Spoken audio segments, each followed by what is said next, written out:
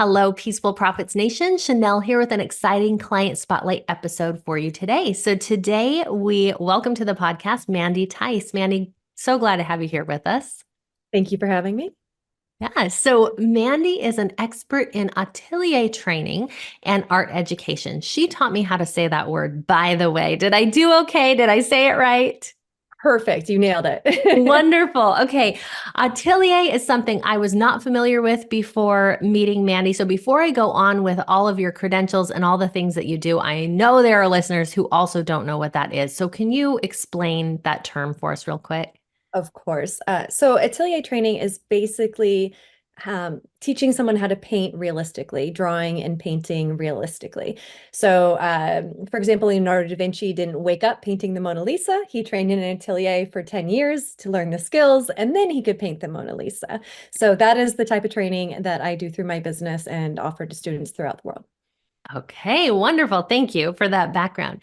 So, Mandy is also the former co president of the Washington Art Education Association and a sought after speaker for art education conferences. She's been featured in premier art magazines, including Realism Today and Fine Art Connoisseur magazine. She is also the director of the School of Atelier Arts and teaches realistic drawing and painting skills online. So, I'm super excited to have you on the podcast today.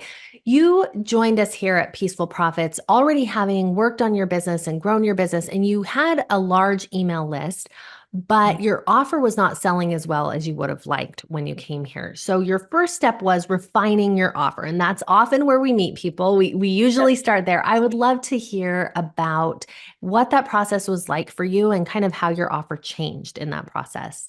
Sure. It was a lot more nebulous when I started, and I had just created this offer, but I wasn't quite sure what I wanted to do, and I wasn't hitting like some of the targets that I knew I needed to be hitting as far as what I was charging for my offer.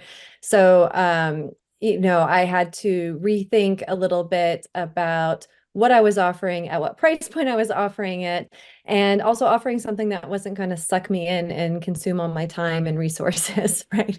So offering something that was a really good value to my students, I knew that I wanted to be able to teach people efficiently how to paint realistically online.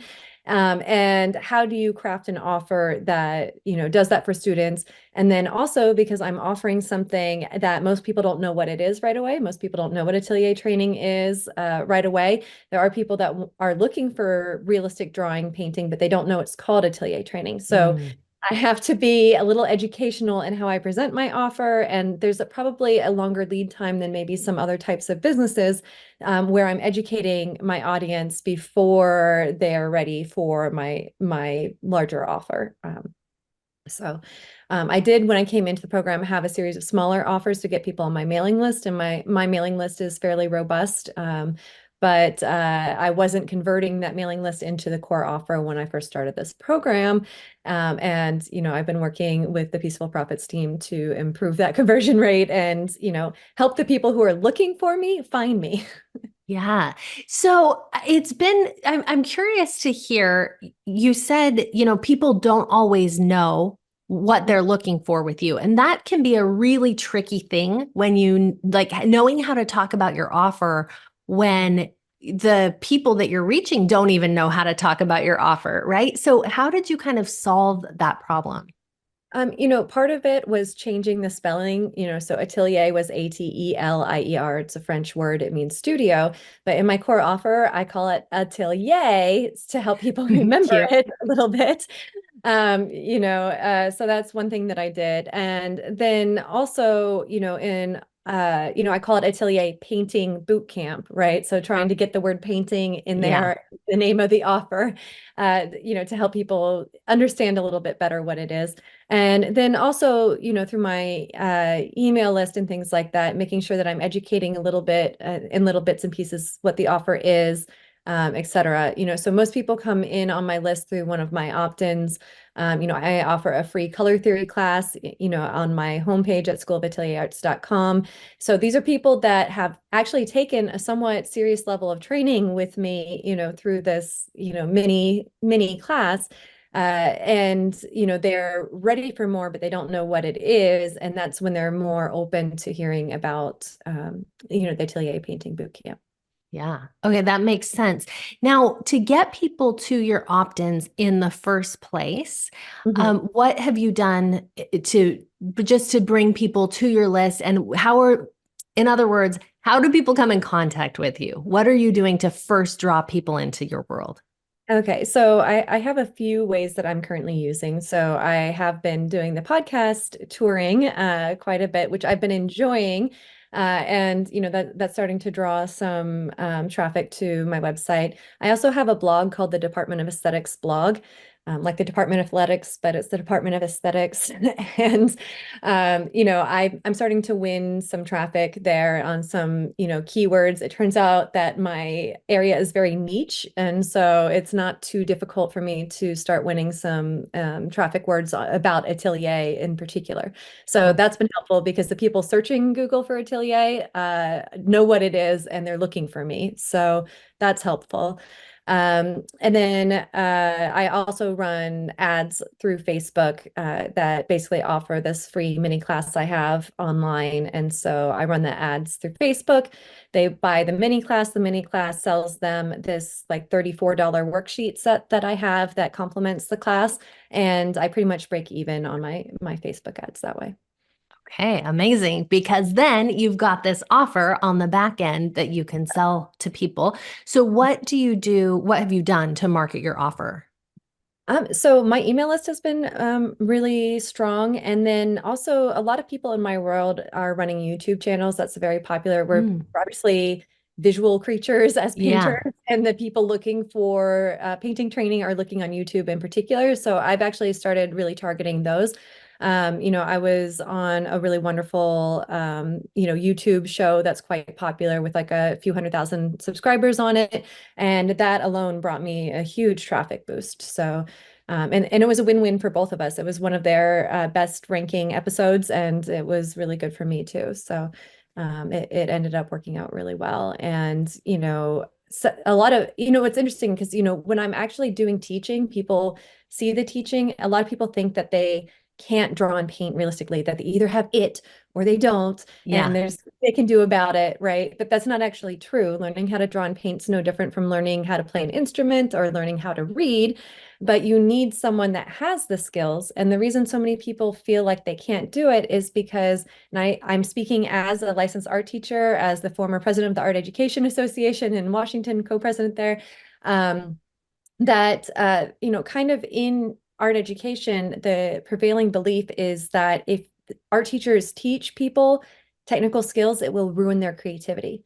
And so art teachers have been afraid for like the last 50 years. This has been the prevailing philosophy to actually teach technical skills because they don't want to, out of fear of ruining student creativity. And so Yeah. people think that they don't have art because they had an art teacher that purposely didn't teach them the technical aspects of art because it was going to ruin their creativity. And then they take it upon themselves saying, oh, I must not have it. Right. So it, Interesting. my business is more than just, I like art. I want to teach people art. I'm actually, trying to shift an entire profession towards a direction that appreciates and teaches technical skills. So, I used to run a nonprofit organization called the Da Vinci Initiative. And the nonprofit world it's interesting. And I realized that instead of getting donations from people that I would, be beholden to, that I would rather directly, give the content to people. And, I spent years with the nonprofit giving away this content, trying to teach people, and nobody, like I'd go to these art education conferences and things, and like nobody like took it that seriously because it was free, right? And as soon as I Yeah. started charging, I had people very serious students coming in who are, I just graduated aside from my business, I had a partnership with the Florence Academy of Art where I'm a professor of art there. And we got a program accredited. And so we just graduated our first cohort of art teachers that got several Mm. years of atelier training and graduated them. And, I see that those students, they're there because they were willing to pay for it and they were willing to work hard and do the work because they were paying for it. And Yeah. it really changed my mindset. I feel like if I want serious students, that I need the students that are willing to put their money where their mouth is. That is such a crucial lesson. And I hope everyone's listening to that because it is something that we think, oh, if I just give it away, then people will be interested. When actually the opposite is true. If you pay those students that pay, the people that come in with money, they are the ones that are going to take it seriously. And so that's a really powerful thing. Now, I want to hear a little bit more about, so you mentioned you were on YouTube and you've done podcasts. One thing that I'm curious about is you said that that led to opt-ins and people in your world.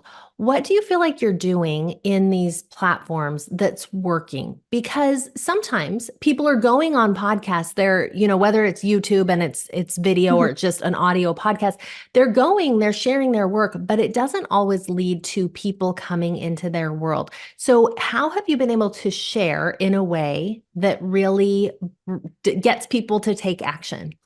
It really matters in my world which podcasts I go on. So, I did the broader, like try a little bit of everything. I was on some interior design podcasts talking about color. I've been here and there on some general podcasts, but the ones that I'm realizing give me the greatest result are the ones that have audiences that are also looking for atelier training that have already found at least one person that, they're following, right? So, these audiences are smaller than some of the major podcasts out there. One of the most successful podcasts in my world is, a couple 100,000 people, which in other niches, that's nothing, but in this niche, that's huge. And, it didn't matter that it was a smaller audience. I got a greater Mm. return, a greater benefit from that audience than I did on this other podcast that had many, many more subscribers than that. So, finding, at least for me, because I'm in such a specific field, that there are people that are out there doing good things. Some of them are willing to cross-pollinate with me, others are not. But the ones that are, we're both benefiting. We're getting record numbers on their podcasts, and I'm getting audience that isn't abandoning them, but is really excited to have someone to add into their world. So it's really worked out. That's a really good insight is figuring out which podcasts work for you. And then when you're on the actual podcast, how are what is your call to action? What are you saying that's bringing people over? Because my offer is about I can teach you how to draw and paint, even if you can't even draw a stick figure, right? That's the gist of it. But the people that are on these art podcasts or following these art podcasts, they already really like art. They're already trying to draw and paint.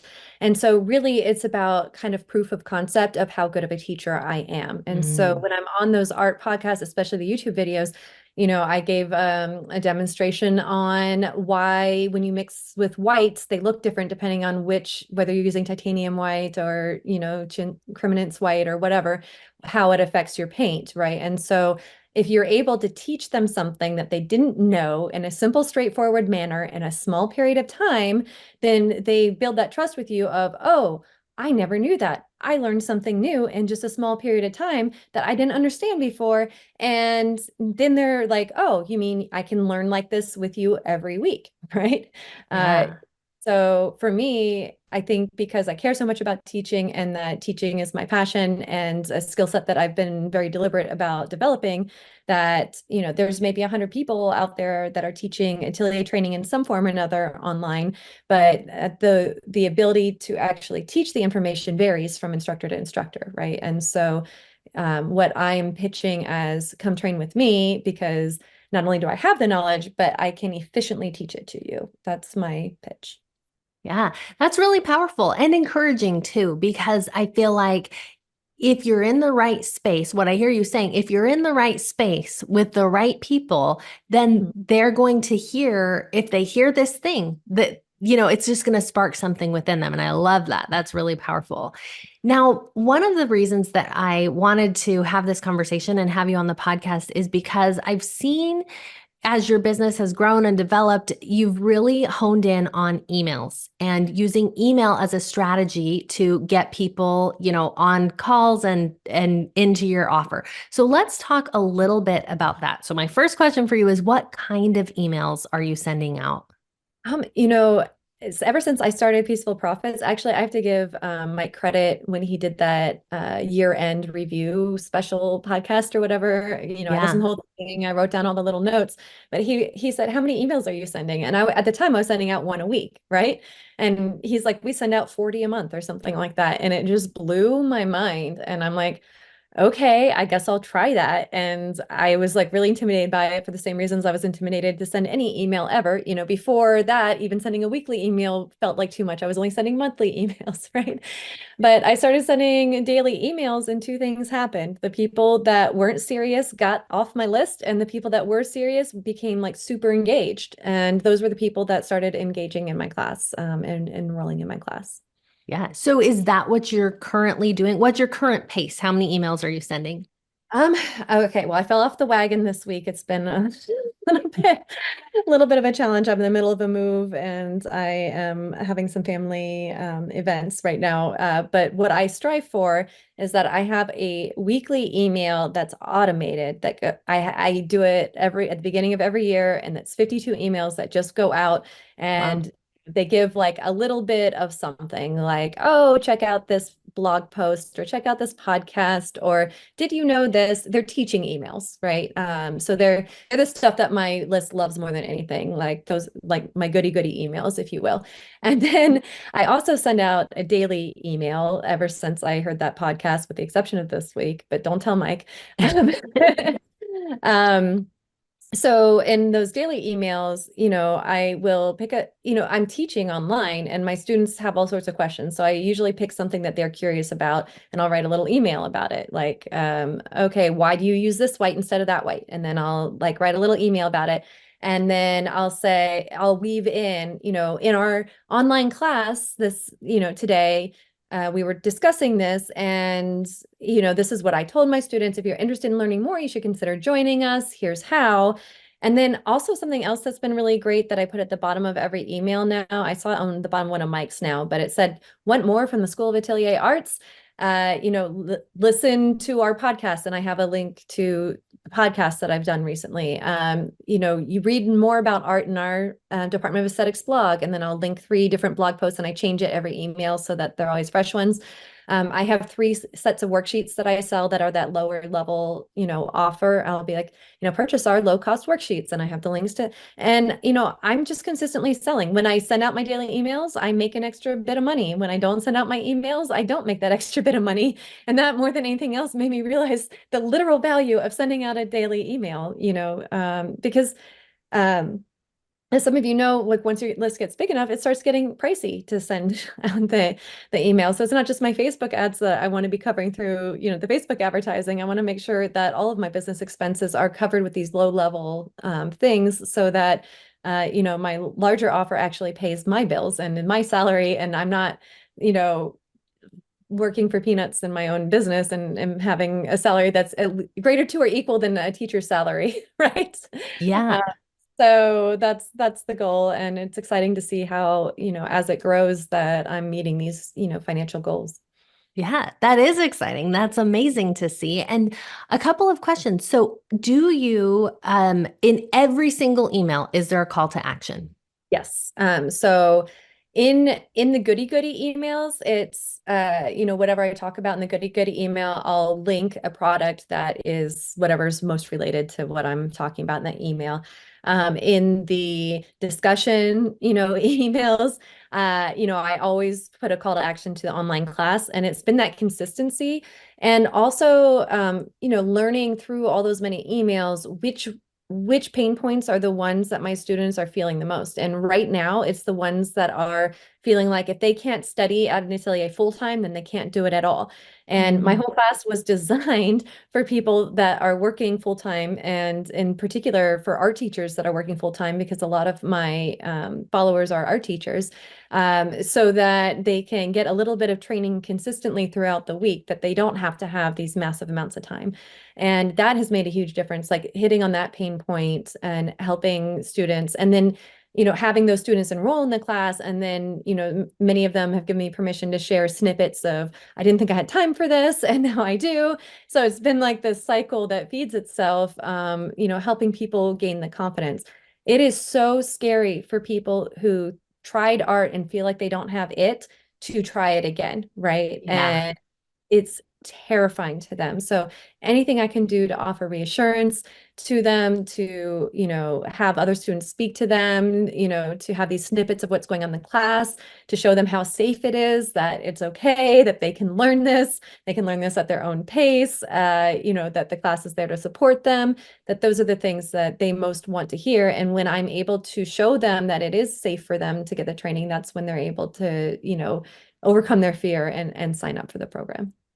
Well, and what I hear there that's so powerful is you are pre handling their objections, because instead of then, them coming later and saying, "Oh, I really want to do this, but, I work a full-time job. I can't." Well, they're reading the email or hearing an experience from someone who has a full-time job or who's saying, "I didn't have time to do this." And now that objection just goes right out the window. And so, and again, with this deepest, darkest fear of like, I tried it and I can't do it, right? As you can continue to break down that barrier and get rid of that objection, then that just opens the door for them to say, okay, I am interested, and let's go ahead and take some steps here. Right. And, I found that I've done a better job, educating and illuminating some objections than others. I think I've done a really good job proving to them that I can teach them how to draw and paint. Like they've seen enough of me teaching through the little freebies and that they're like, okay, I think that she can. And now kind of the bigger objection that I haven't spent as much time addressing is, do I have time? Right. And so I've been really focused on that one now. Yeah. Yeah, that's so great. And as you work through those, I mean, different people have different objections, right? So as you keep sending emails and you continue to send that out and to nurture your list, you're hitting all of those different objections, those different pain points of the different people. So I Mhm. think that's really, really a powerful strategy to help you Mhm. move forward. Now, I want to ask, because this is a question that I get a lot in coaching, is people say, I only have the one offer. Now, you mentioned you have some smaller offers as well, but for many people, they just have one high ticket offer. I only have Mhm. one high ticket offer. Isn't my list going to get tired of hearing that over and over? What would be your answer to that? Well, I was worried about that too. And I was worried about sending a daily email. But if you're doing it in a gentle way that weaves in authentically to what you're saying and not just like, haha, I got you. And by the way, this is actually a sales email.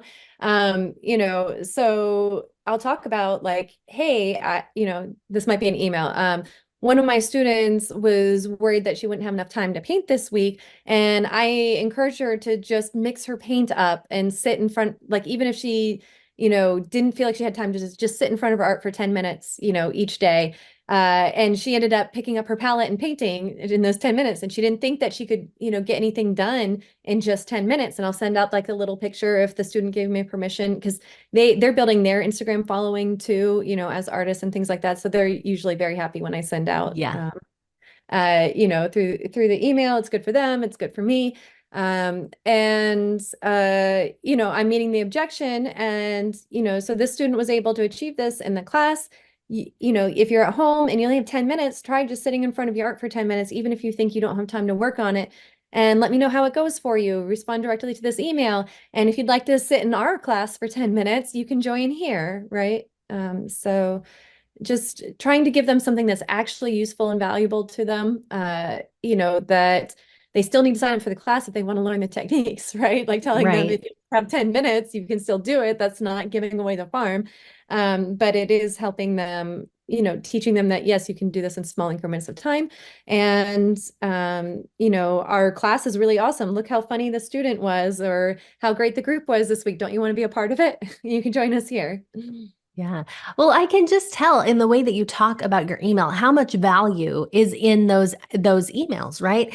It's really things that people need, and I think you've really honed in very well on, your ideal dream client. You know who you want to work with, and you're able to speak exactly to them. So I think that's really powerful.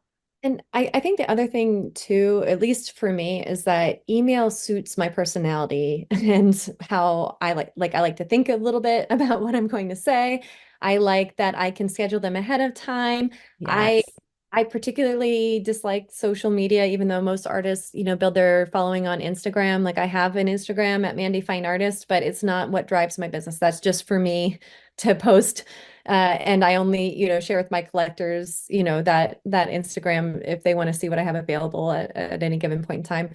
Um, but I just generally dislike social media. I have the Facebook ads, but I'm not on there all that much. That's kind of just running in the background. But I do actually enjoy writing these emails, and I love it when they respond to me. I love having these conversations that often go back 3 or 4 or 5 emails, back and forth. I do warn you that someone can write a much longer nasty gram in email than on whatever the limited characters are on your Yeah, social media site. So occasionally I'll get a nasty gram, but it's fine. You also get love letters, right? Like people that just there you absolutely go. love everything that you do. So I have like a folder that saves all my nice things that people write about me. And if I bother to read a nasty gram, sometimes you can usually tell in the first sentence or two if it's a nasty gram. If I get a nasty gram, I'll just remove them from my list. I try not to read too much of it. If it's a critique, it's not a problem. But if they're, name calling and things like that, then Yeah, I don't address it and I remove them from my your exist. world. Yeah. Yeah, yeah. Well, and Um, that's such a good thought to keep all the good ones too, to go back and reference because we all need those reminders at some point, yeah, I mean, right? you have to be really tough to be an artist, and you also have to be really tough to build a business. It's Yeah, creating anything requires a lot of bravery, it and does. it is a unconventional path, and there are people that don't understand it and feel like you're cheating the system somehow that I'm able to paint a good portion of my day, I must be cheating, right? um so there's a lot of um you have I found that as I've been building my business, I've been building myself, and those things aren't really separate. Yeah. Yeah, I agree. I think most of us would say the same. That's kind of how it goes in business because of that piece you touched on of that vulnerability of creating and putting something out there. And it's definitely a growth process. Now, I wanted to talk about some recent success. Tell us about a recent success you've had. Oh, I touched on it a little bit, but that one YouTube guest class that I taught was fabulous. I'm still getting people writing me that Oh, are just cool. watching it now. So I gave that class maybe a month ago.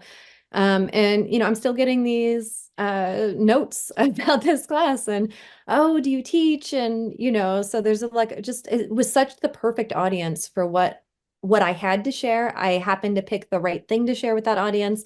That was a little bit of a higher level of knowledge than I would normally teach because that audience was more educated on my topic than most audiences are. And I'm thinking that I've learned so much from that, and to be seeking out opportunities to cross-pollinate with, the pre-curated audiences like that one. So I Yeah. just thought it was great success. Yeah, congratulations on that. That is, and I've heard you say a couple of times on this podcast this idea of it was good for them. You said this about this particular YouTube episode. It was good for them and it was good for me. And I see that that's how you are running your business and I just wanted to highlight that because that's so powerful. You are in a client facing, a service-based business and most of us are and when we have that attitude, whether it's people we're collaborating with on podcasts, whether it's our clients, we want everything to be that good for them, good for me. And it helps everyone. So I love that that's your attitude. Absolutely. Especially being an artist, we tend to be really isolated creatures, like we don't, I don't paint with anybody, right? At least musicians, they have to work with others to make their music well, sometimes, or other fields. And I didn't know how to collaborate with other artists Mm, until recently. It didn't occur to me, what would that look like? Or, because how do you even do that if it's just you painting, So yeah. I think I unlocked something there that I'm looking forward to exploring. That's so cool. Now, what advice would you give to others who are listening today, are inspired by what you've said, and want to improve their nurture through email? Um, I mean, you just have to press the send button every day. Like, and you'll learn so much by sending one every day. You'll see which ones do well, which ones bomb, which ones get, half your list cut in half, or which ones, purchase all of your core offer, right?